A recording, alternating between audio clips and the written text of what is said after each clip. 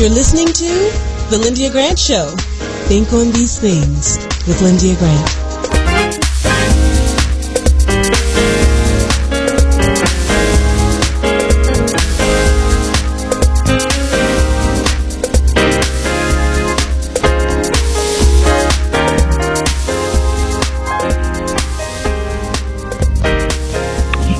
Good evening, Radio 1 listeners.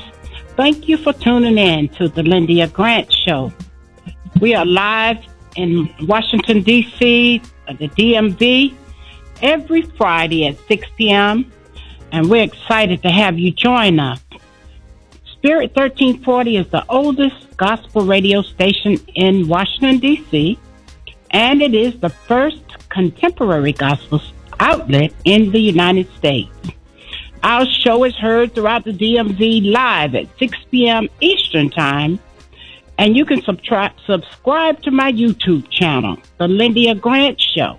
Welcome to today's show. Today is Friday, February the 10th, 2023, and I am broadcasting from Atlanta, Georgia today, in Atlanta for Gamma Phi Delta Sorority Board of Directors meeting.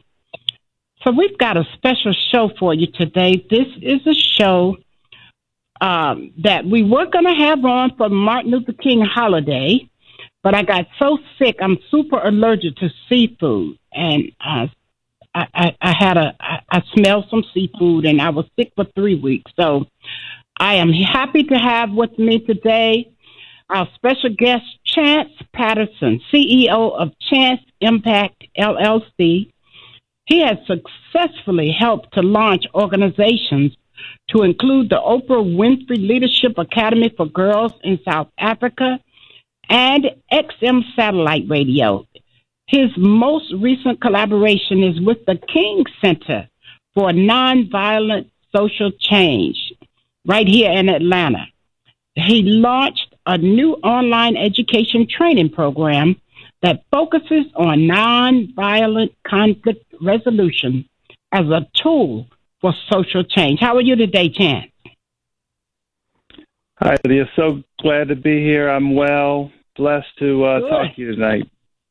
Well, wonderful. We're going to talk to Dr. Julian Malvo, but I always like to let people know who my second guest is going to be and know that you're already in place.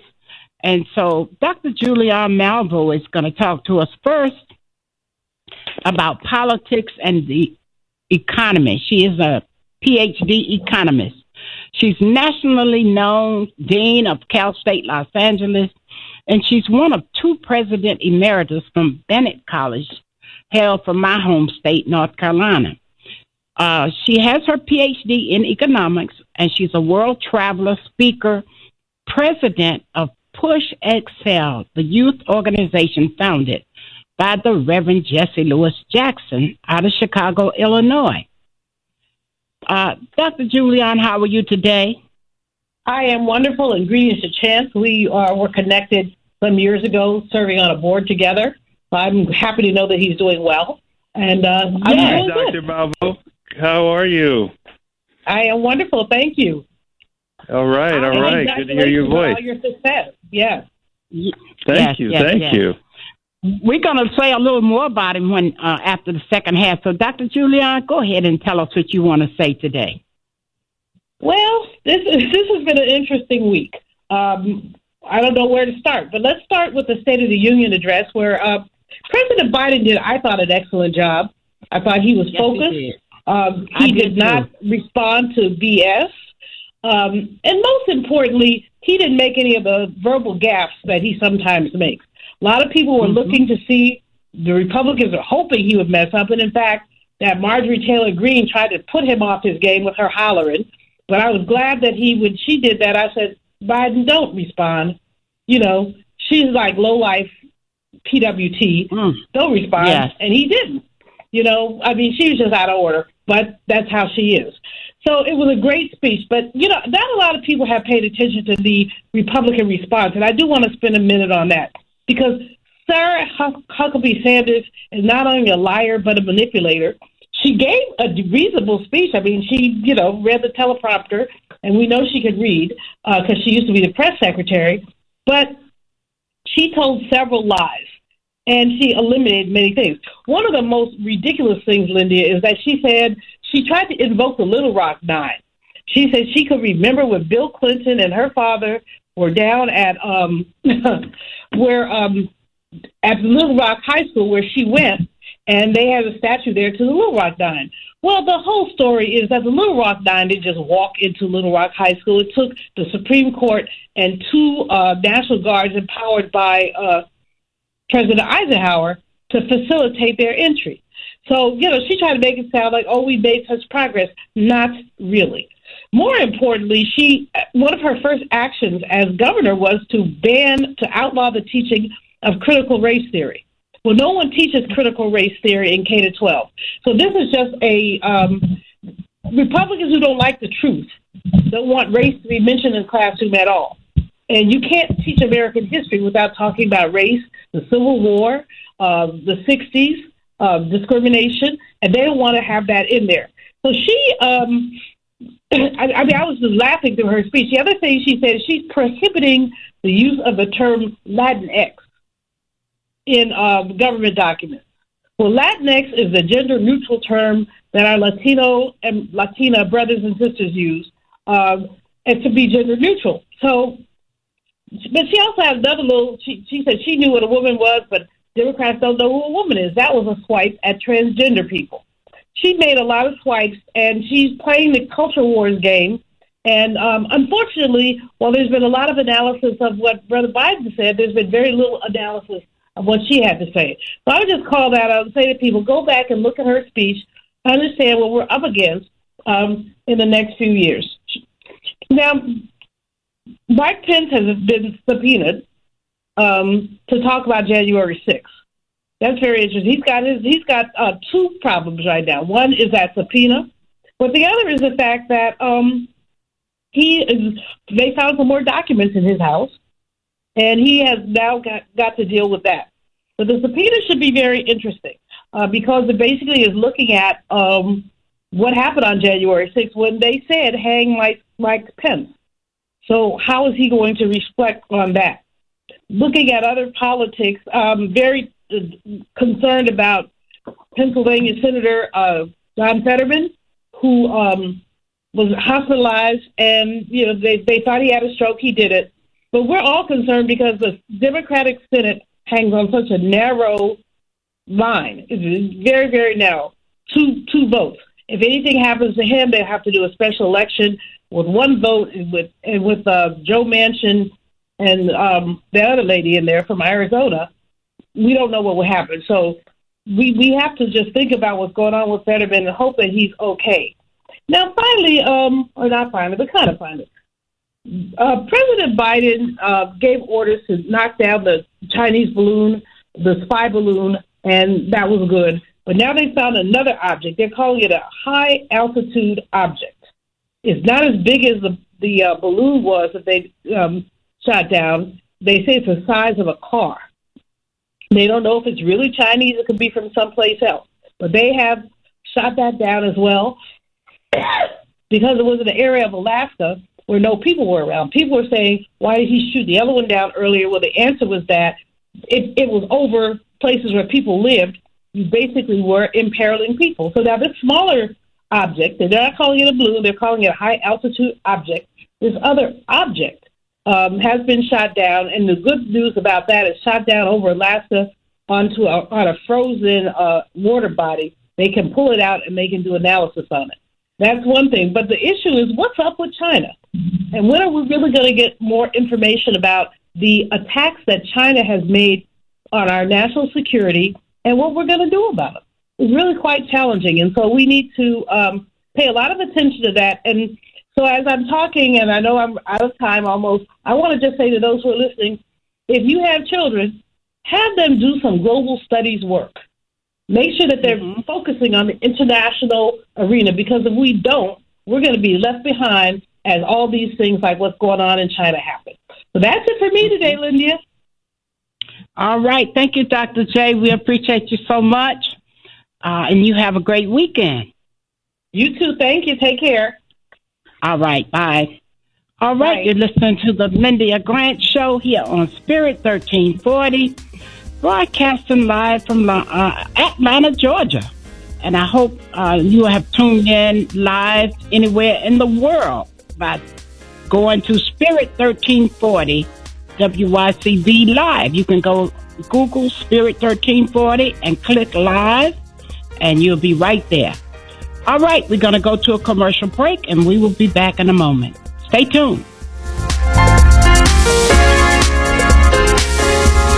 If it wasn't for my care coach at AmeriHealth, I probably wouldn't be so healthy right now. As a man, we don't get checkups or see a doctor regularly anyways. It's probably just a man thing because none of my partners go either. We know we should, but we just don't, and hope it works out. So what changed for you? AmeriHealth assigned me a care coach, somebody that gives one-on-one help, answer questions, explain things, and help set my appointments.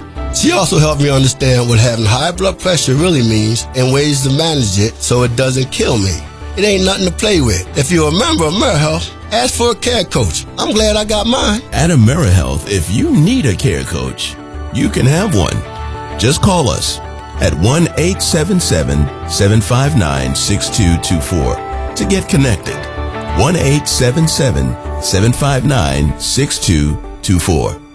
This program is funded in part by the government of the District of Columbia Department of Healthcare Finance. Mayor Muriel Bowser. This is Frank Smith with the African American Civil War Museum in Washington, D.C., located at 1925 Vermont Avenue Northwest on the Green Line. Did you know that a recent study found that children who visit museums do better in school and in life than children who do not? So parents, teachers, and preachers, let's get moving. I promise you, if you bring your children to the African American Civil War Museum, they will be inspired by the images that they see. They will be impressed by our living history reenactors who are always available, and they will be involved in our scavenger hunt that takes them throughout our exhibit. That's the African American Civil War Museum, 1925 Vermont Avenue. Our hours are 10 to 6:30 on weekdays, 12 to 4 on Saturdays and Sundays. See it. Be inspired. Washington and former religion columnist Lyndia Grant. Rosa Parks refused to give up her seat on a segregated Montgomery bus. In lectures on brotherhood, Miss Parks often said, "People always say that I didn't give up my seat because I was tired." But that wasn't true. I was not tired physically. I was not old. I was 42. No, the only tired I was tired of giving in. Driven out of Montgomery by harassment and death threats, Detroit, Michigan became her new home. Rosa Parks will always be remembered as the mother of the civil rights movement. Raised in the AME church, she once said, "I remember finding such comfort and peace while reading the Bible." Read more in the religion column of the Washington Informer, an award-winning African-American newspaper. We don't report crime or gossip, just positive news. Pick up the Washington Informer or visit us online at washingtoninformer.com. Call 202-561-4100 for more information. And we are back. You're listening to the Lyndia Grant Show here on Spirit 1340 WYCB. Now I'm going to talk a little bit more about Chance Patterson. Dr. Martin Luther King Jr. will forever be the most prominent leader of the civil rights movement from 1955 until his assassination in 1968. There is no figure who can more closely be identified with the civil rights struggle in the mid-20th century. He was celebrated and known for his call for nonviolent resistance to achieve equal rights for Black Americans, which earned him the Nobel Peace Prize in 1964, among many other awards and recognition. We're excited to have you tell us about this new e-learning platform that's available to teach a nonviolent approach to conflict resolution, something that's so exciting. Tell us what it is and what participants can expect. Well, thanks again, Lyndia. So many of us have seen, the speeches of Dr. King and the landmark moments where he really spoke truth to power about the meaning of equality, the meaning of the beloved community, and so you may know that his wife, Coretta Scott King, just months after his assassination, created the King Center in Atlanta, and in doing so, the mission of that organization, even today, is to teach the world about nonviolence and the nonviolence philosophy and methodology that her husband developed, that was really rooted in many concepts that trace back to Gandhi and Stoicism and many other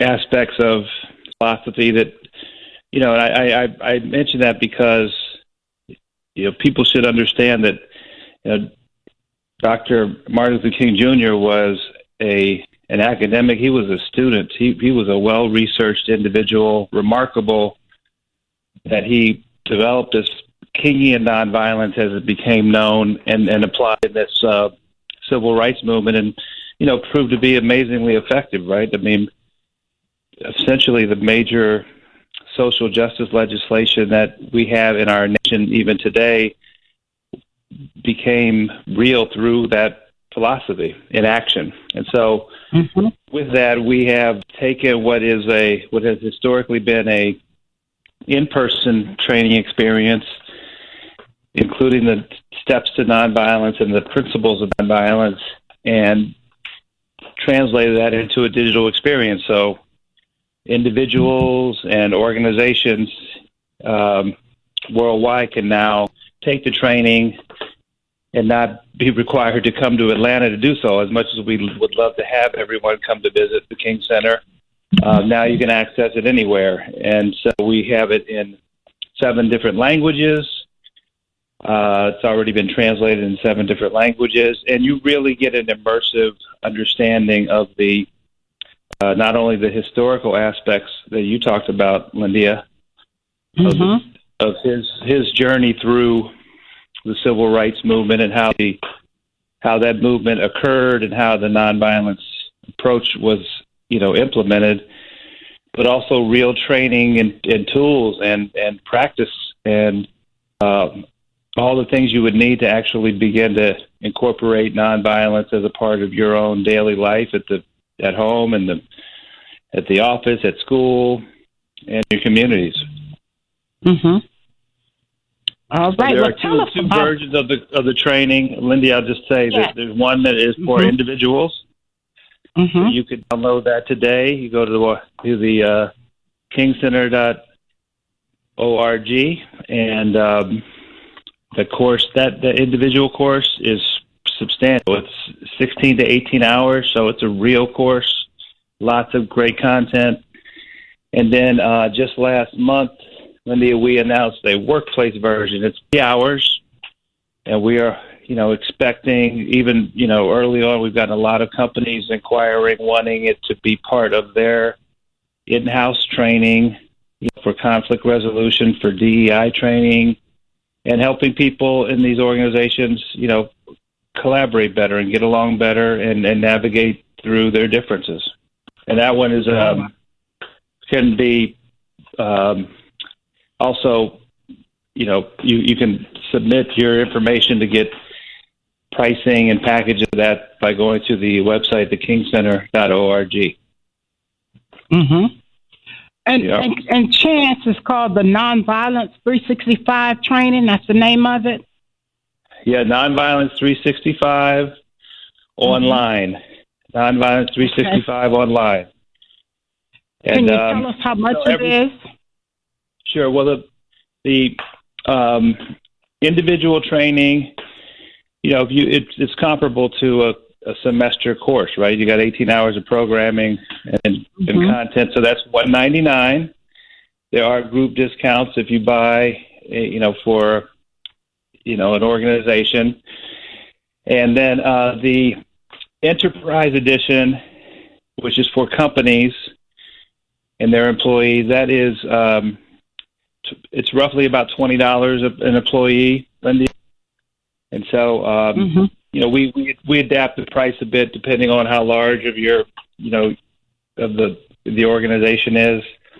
But, you can assume $20, and that's for a 3.5 hour individualized experience. And so if you were to take it, for instance, every time you move along through the course, and then let's say you stop after an hour, when you come back to the website page where you're taking the course, it'll start again from where you left off. So, you can always mark your time, and then when you finish the course, you get a certificate showing that you have gone through the nonviolence training. So people like to do that on their resumes or on their LinkedIn profiles and things to prove that they've taken the course and they've mastered the questions that are asked throughout the curriculum. Chance, I wanted you to tell us about the age range, but I'm even more interested in the type organizations that might be considering this. They may even want to pay for some of their staff to go. That's right. They're a wide range, Lyndia. We have several large banks, and I'm thinking that they're interested because they have a lot of folks who interact directly with the public, at their stores, at the retail outlets. And so it's really good for that. Or folks talking on the phone with customers. We have sports teams. We have several. We have an WNBA team. We're talking to NBA teams as well, and we're also working with several county and city governments. Some of them are buying the course for their youth. Right? They have some of them are buying it for teenagers who are under the care of the city or county and or the school system, and then others are using it. Others who are purchasing it include technology companies. We have several large software companies. Some of them you would be very familiar with, who make computers that we all use and laptops we all use. So they are also using it, and so it's really for any organization that wants to build up their capability to interact with each other and peacefully resolve their differences and learn how to really infuse this whole notion that nonviolence is a way of shifting how you act, how you speak, how you behave, how you think. And so a lot of companies are looking at it as part of their diversity, equity, and inclusion programs. It's really a gift you would give to your employees to let them self-study Martin Luther King Jr. and do it in a way that's just not looking at a couple of his speeches. It's really understanding what was the underpinning of all that he was able to achieve as a civil rights leader, and do it in a way that's a love-centered philosophy. He talked about the beloved community, and so I think so much of what we're seeing today, and Dr. Malveaux talked about it. There's a lot of I guess they're saying we're in a post-truth society, right? Where there's a lot of misinformation, and so one of the things that Dr. King talked about in the steps to nonviolence was information gathering. So if you were to look at our social media feed or even press that we, manage and interviews that we have, with Dr. Bernice King, who's our CEO, you often see that we're not the first to respond, right? We will do our homework first. We will try and study an issue before we comment. And I'm just thinking, what if the whole world did that? What if we didn't quickly just label people or cancel people and just gathered the facts first? And so those kinds of habits and practices, Lyndia, are what this training promotes. And so even doing that part of it, just studying, making sure you understand the issues and your so-called opponent first, goes so far in de-escalating violence and de-escalating, confrontation in our daily lives. Chance, I know you told people how to sign up, but give us your closing comments and tell them how they can access this training. Thank you so much. Please go to the King Center, thekingcenter.org, and you'll see our website there with the Martin Luther King Center for Nonviolent Social Change, and right there at the top of the page is the Nonviolence 365 online link, and you click on that link, and it'll take you to the page where you can sign up and download the course immediately and start your journey to understand and apply Martin Luther King Jr.'s nonviolence methodology and philosophy. Well, I tell you, I appreciate this. This is so good, and I thank Angela for helping me to connect with you. Angela. Yes, indeed.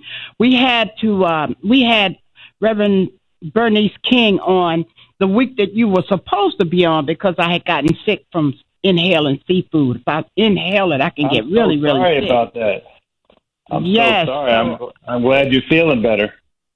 I am, and I'm so happy that we were able to get you on at least during Black History Month. Chance Patterson, thank you so much for being our guest today, and we're excited that the Chance Impact Organization has created this exciting program. Thank you for being my guest today.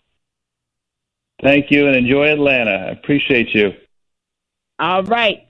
Okay, so we're going to get ready to close. Thank you. Bye. Next week, we're going to have another exciting show.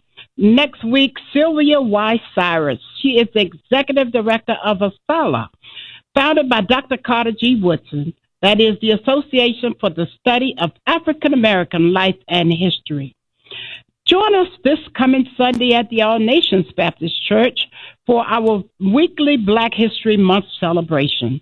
Our Sunday School Enrichment Program is hosting speakers and exciting events every Sunday morning. Our pastor is the Reverend Dr. James Coleman. We're located at number 2 Rhode Island Avenue, Northeast, Washington, D.C., right at the bridge where Northeast switches over to Northwest. Look for the church on the corner with the red doors. Sunday enrichment program starts at 10 a.m., and we have something really exciting coming up at the end of the month. I'm going to close now. Earl Nightingale once said, "Words, thoughts, and deeds have a boomerang effect. So be careful what you send out. We do become what we think about." Scripture says, "My people perish for the lack of knowledge." So think on these things. From the Lyndia Grant Show, I'm your host, Lyndia Grant. Until next week, good day.